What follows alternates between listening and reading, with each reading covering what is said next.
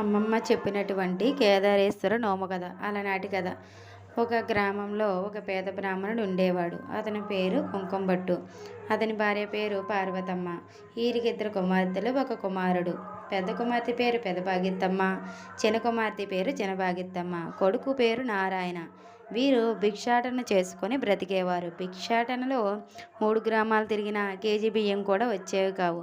అలాగని 7 గ్రామాలు తిరిగినా కానీ అంతే బియ్యం వచ్చేవి. అలాగే పేదరికంతో బతుకున్నారు.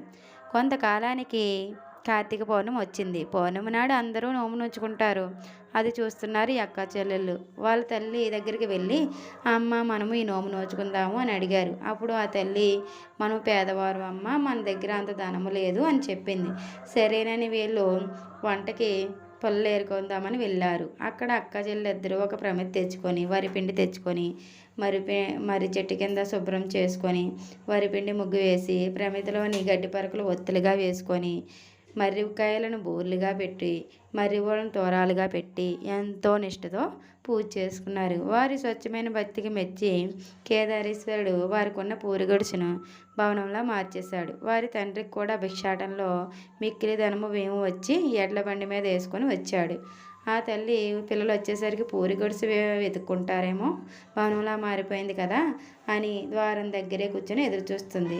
ఆ కుమార్తెలిద్దరూ వచ్చేసరికి ఆశ్చర్యపోయి అడగ్గా జరిగింది చెప్పింది తల్లి. ఈ అక్క చెల్లెలు కూడా ఇద్దరు కూడా వాళ్ళు చేసిన పూజ గురించి చెప్పారు. అయితే ఆ కేదారేశ్వరుడు మనల్ని అనుగ్రహించాడు అనుకొని మనం ఎప్పుడు ఈ నోమును నోచుకోవచ్చు అని అనుకొని ప్రతి ఏటా ఎల్లా పట్టు తోరాలతో నోచుకుంటున్నారు. అలాగా కుమార్తెలు కొడుకులు కూడా యుక్త వయసు రాగానే పెళ్ళిళ్ళు చేశారు. కొంతకాలానికి పెద్దవాళ్ళు కాలం చేశారు. కాలం చేసిన తర్వాత కొడుకు నారాయణ కార్తీక పౌర్ణమి వస్తుంది కదా, ఎప్పుడు చూసినా ఈ ఎల్ల పొట్టు తోరాలతో నోచుకోవడం ఎందుకు, మనకి చాలా సంపద ఉంది కదా, బంగారు తోరాలతో నోచుకుందామని ఈ ఎల్ల పొట్టు తోరాలని కాకరపాద మీద విసిరేశాడు. ఏ నోము వల్ల అయితే సంపద కలిగిందో ఆ నోముని నిర్లక్ష్యం చేయగానే ఆ సంపద కూడా కాకరకాయల్లోకి వెళ్ళిపోయింది. మళ్ళీ మా అమ్మోళ్ళు పూరి గుడిసెల్లోకి వచ్చేసి పేదవాళ్ళుగా ఇవ్వడానికి కూడా తిండి లేక పెరట్లో ఉన్న కాకరకాయలు అమ్మి వద్దామని షావుకారు దగ్గరికి వెళ్తాడు. ఆ షావుకారుని చూసి కాకరకాయలు చూసి, చాలా తక్కువ ధనం ఇస్తాను, ఉంచితే ఉంచు లేకపోతే పట్టుకుపో అంటాడు. సరే వచ్చినంత ఇవ్వండి అని వచ్చినంత తీసుకొని పట్టుకొని వెళ్ళిపోతాడు. షావుకారు కాయలను కొయ్యగానే అందులో బంగారు నిండి ఉంటుంది. అది చూసి ఆశ్చర్యపోయిన షావుకారు నారాయణకి కౌరు పంపి, నీ దగ్గర ఉన్న కాకరకాయలు మొత్తం నాకే ఇమ్మని, నువ్వు అడిగిన ధనం కన్నా ఎక్కువ ధనం ఇస్తానని చెప్తాడు. అది విని సంతోషించి తన దగ్గర కాసిన కాకరకాయలన్నీ కొంచెం కొంచెంగా మొత్తం ఇచ్చేస్తాడు. కాకరకాయలు కూడా అయిపోతాయి. మళ్ళీ మొదటికే వస్తుంది వాళ్ళ పరిస్థితి.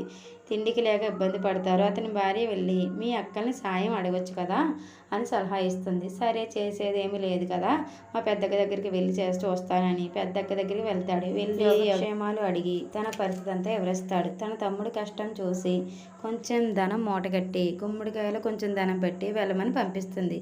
కొంత దూరం వెళ్ళేసరికి దాహం వేసి నీరు తాగుదామని ఆ మూటల్ని పక్కన పెట్టి చెరువు దగ్గరికి వెళ్తాడు. నారాయణ అతను చేసిన కర్మ చోరుని రూపంలో వచ్చి అక్కడ పెట్టిన ధనాన్ని పట్టుకు వెళ్ళిపోతాడు.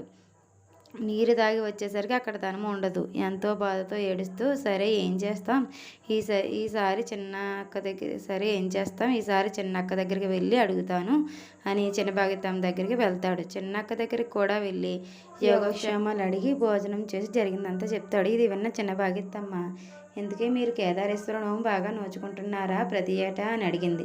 అప్పుడు తను చేసిన బంగారు తోరాల గురించి వివరంగా చెప్పి, ఈసారి నా దగ్గర అంత ధనం లేదు, అందుకు నోచుకోవడానికి అవ్వలేదు అని చెప్తాడు. అప్పుడు తమ్ముడు, ఎంత పని చేశావు, ఎప్పుడు కూడా కేదారేశ్వరుడు నోము ఎలా నోచుకుంటున్నామో ఆ విధంగానే నోచుకోవాలి, మనకి ధనం ఉంది కదా అని దేవుడి విషయంలో గొప్పగా పోకూడదు, ఎప్పుడైతే ఆ దేవుడిని క్షమించమని కోరుకుంటావో నీకు అప్పుడే మంచి జరుగుతుంది, ఎప్పట్లాగే ఎల్ల పట్టు తోరాలతో నోము నోచుకో అని పంపిస్తుంది.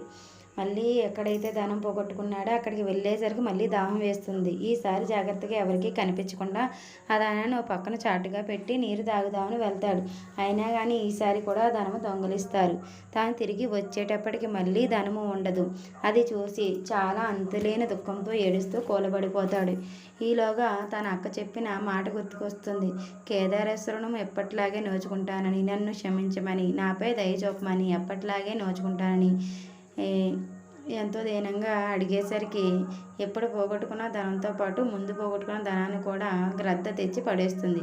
అది చూసి ఎంతో సంతోషించి ఆ స్వామిని ఏడుకొని ఈ ధనాన్ని తీసుకొని ఇంటికి వెళ్తాడు. జరిగిందంతా తన భార్యకు వివరించి చెప్తాడు.